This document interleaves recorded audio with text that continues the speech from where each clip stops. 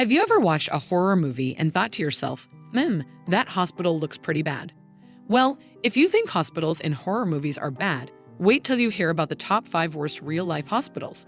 Now, hospitals are supposed to be a place of healing, but some are just so bad, you might be better off at home. Hey there, everyone!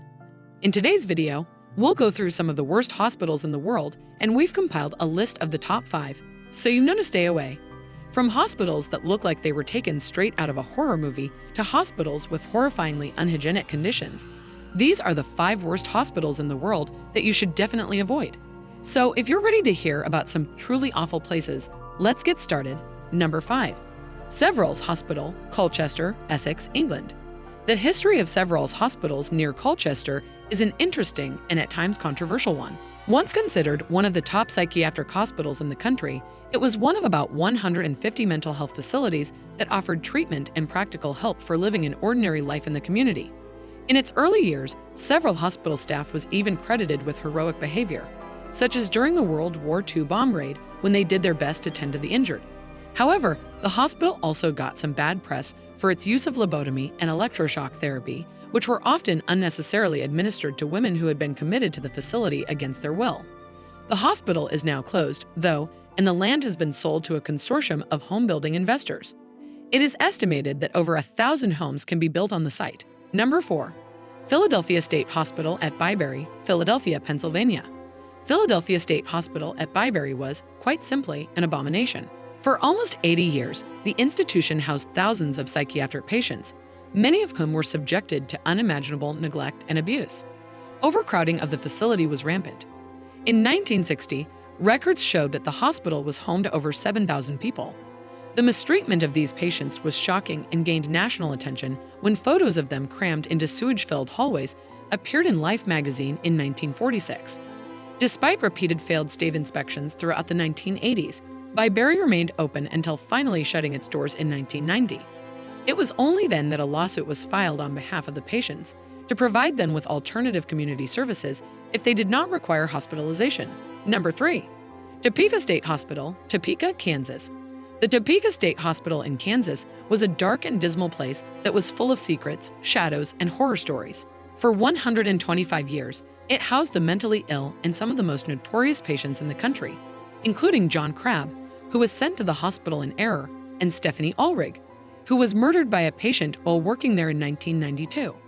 It was also home to some controversial practices, such as forced sterilization of patients, which was implemented in 1913 under a Kansas law.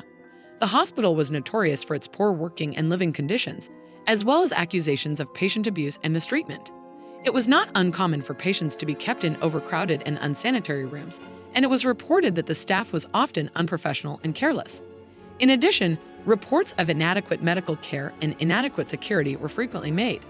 The hospital closed its doors in 1997, but the memory of it remains and the stories of its horrors live on. Number 2. Volterra Psychiatric Hospital, Volterra, Toscana, Italy. Law 180, or the Basaglia Law, instituted in 1978, was a major step forward for Italy. It deinstitutionalized its psychiatric hospital system, transitioning from large-scale institutions to individualized, in-person systems of care.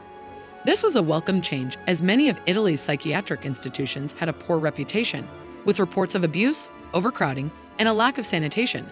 The Volterra Psychiatric Hospital in the country's Tuscany region was probably the most notorious due to its focus on electrical shock therapy and its use as a political prison. Despite the sweeping changes of Law 180, Volterra still stands today in ruins, a haunting reminder of the past.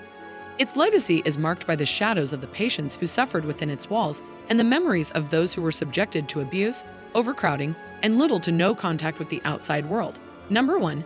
Danvers State Hospital, Danvers, Massachusetts. The Kirkbride Plan was a noble attempt to improve the conditions of mental health facilities, but its implementation in places like the Danvers State Hospital sadly did not yield the desired results. The hospital was overcrowded and reports of patient mistreatment, including lobotomies, were commonplace.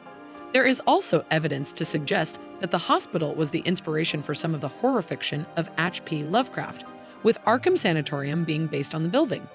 The hospital's connection to the Salem witch trials is also noteworthy. The hospital was built on the land of Salem Judge John Hathorne, and it is believed that the stigma of the witch trials lingered in the air. This history of mistreatment and persecution of the mentally ill is still felt today. From poorly managed staff to outdated equipment and inadequate facilities, it's no wonder why these hospitals made it to the top of the list. We hope you found this video useful. If so, give this video a thumbs up and subscribe to our channel to never miss out on more such interesting videos. Thanks for tuning in. Until next time, stay safe and take care of your health.